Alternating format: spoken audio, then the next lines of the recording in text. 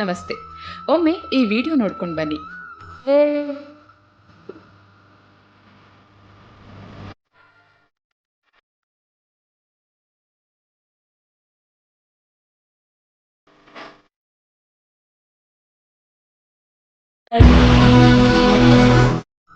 ಸದ್ಯಕ್ಕೆ ಎಲ್ಲರೂ ಗುಣುಕ್ತಾ ಇರೋ ಈ ಹಾಡು ಪುರಂದರದಾಸರ ಕೀರ್ತನೆ ಏಳಮ್ಮ ತುಳಸಿ. ಈ ಕೀರ್ತನೆಯಲ್ಲಿ ಪುರಂದರದಾಸರು ತುಳಸಿಯ ಬಗ್ಗೆ ಅತ್ಯದ್ಭುತವಾಗಿ ವರ್ಣಿಸಿದ್ದಾರೆ. ಏಳಮ್ಮ ತುಳಸಿ ಕೋಮಲ ವೇಣಿ, ನೀಲವರ್ಣನ ರಾಣಿ, ನಿತ್ಯ ಕಲ್ಯಾಣಿ.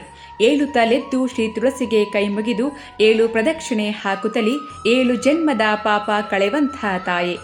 ನೀ ಉಟ್ಟ ಪೀತಾಂಬರ, ಹೃದಯದೋಳು ಕೌಸ್ತಭ, ತೊಟ್ಟ ಮುತ್ತಿನ ಅಂಗಿ ತೋಳ ಬಾಪುರಿಯು, ಇಟ್ಟ ದ್ವಾದಶ ನಾಮ ನೊಸಲಲ್ಲೇ ತಿಲಕವು, ಲಕ್ಷ್ಮೀ ರಮಣನು ನಿನಗೊಪ್ಪಿದನಲ್ಲ ತುಳಸಿ.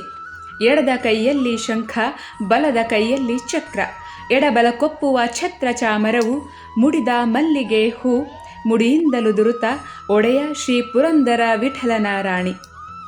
ತುಳಸಿಗೆ ಭಕ್ತಿಯಿಂದ ಮಾಡುವ ಸರಳ ಸೇವೆಯೇ ದೀರ್ಘಕಾಲದ ಕರ್ಮಬಂಧನವನ್ನು ಕರಗಿಸುತ್ತೆ.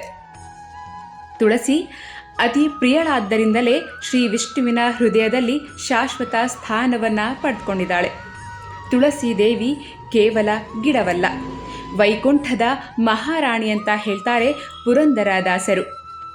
ಭಕ್ತಿಯಿಂದ ತುಳಸಿಯನ್ನು ಪೂಜಿಸಿದರೆ ಶುದ್ಧತೆ, ಪುಣ್ಯ, ಕೃಪೆ ಮತ್ತು ವಿಷ್ಣು ಅನುಗ್ರಹವು ದೊರೆಯುತ್ತೆ.